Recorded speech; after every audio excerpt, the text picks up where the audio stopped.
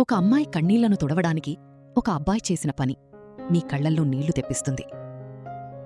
ఆ అమ్మాయిని చూడగానే మహేష్కి ప్రపంచమే ఆగిపోయినట్టనిపించింది. ఆమె పేరు కూడా తెలీదు, కాని ఆమెను ఒక్కసారి చూసిన క్షణంలోనే తన గుండె మొత్తం ఆమెతో నిండిపోయింది. ఈరోజే వాళ్ల ఇంటి పక్కకి షిఫ్ట్ అయింది. ఆ రాత్రి మహేష్ ఇంటి మేడపై పడుకుని ఆకాశం వైపు చూస్తూ ఉన్నాడు. చల్లని గాలి అతని ముఖాన్ని తాకుతోంది.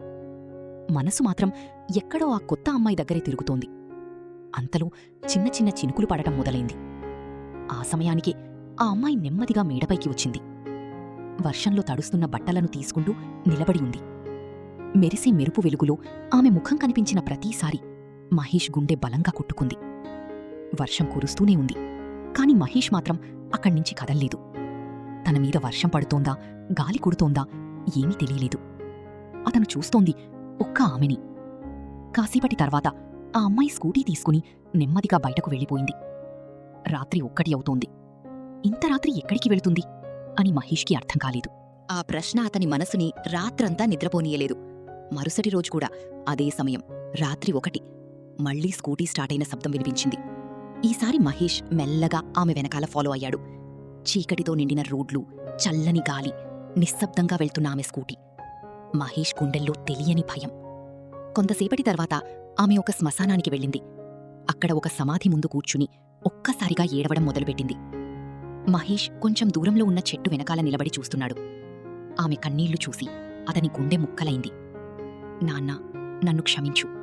నువ్వు బ్రతికున్నప్పుడు నిన్ను పట్టించుకోలేదు. నువ్వు నాకోసం చాలా చేశావు, కాని నీకోసం నేనేం చెయ్యలేకపోయాను అని ఆ అమ్మాయి ఏడుస్తూ సమాధి దగ్గర నేలపై కూర్చుంది. ఆమె మాటల్లో ఉన్న బాధ, ఆమె కళ్లల్లో ఉన్న పశ్చాత్తాపం మహేష్ హృదయాన్ని గాయపరిచాయి. ఆ రాత్రి మహేష్కి నిద్రయే రాలేదు. ఆమె కన్నీళ్లు అతని మనసునుంచి వెళ్ళిపోలేదు. ఆమెను ఓదార్చాలననిపించింది, కాని ఎదురుగా వెళ్లే ధైర్యం మాత్రం రాలేదు.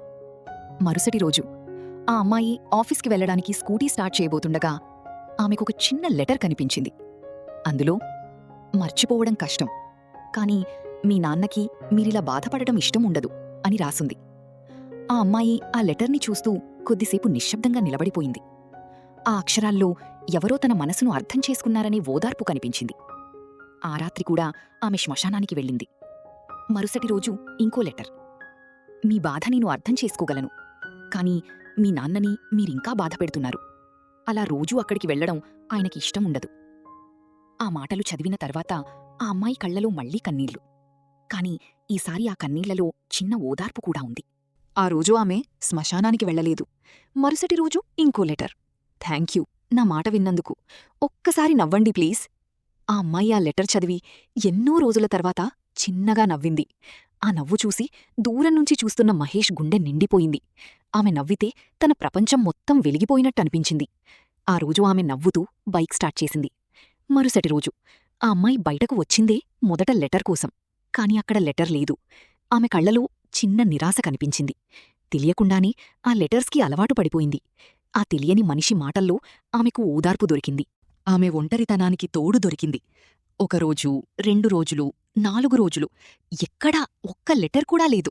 ప్రతి ఉదయం ఆమె కళ్లలో అదే ఎదురుచూపు, ప్రతి సాయంత్రం అదే నిరాశ. 5వ రోజు మళ్లీ ఒక చిన్న లెటర్ కనిపించింది. నా లెటర్స్ మిస్ అవుతున్నారా? అది చదివిన క్షణంలో ఆ అమ్మాయి తెలియకుండానే నవ్వుకుంది. ఆ నవ్వులో చిన్న సిగ్గుంది, చిన్న ప్రేమ ఉంది. చాలా రోజుల తర్వాత మొదటిసారి ఆమె మళ్లీ బ్రతకటం మొదలుపెట్టింది. ఆమె నవ్వుకుంటూ బైక్ స్టార్ట్ చేసింది.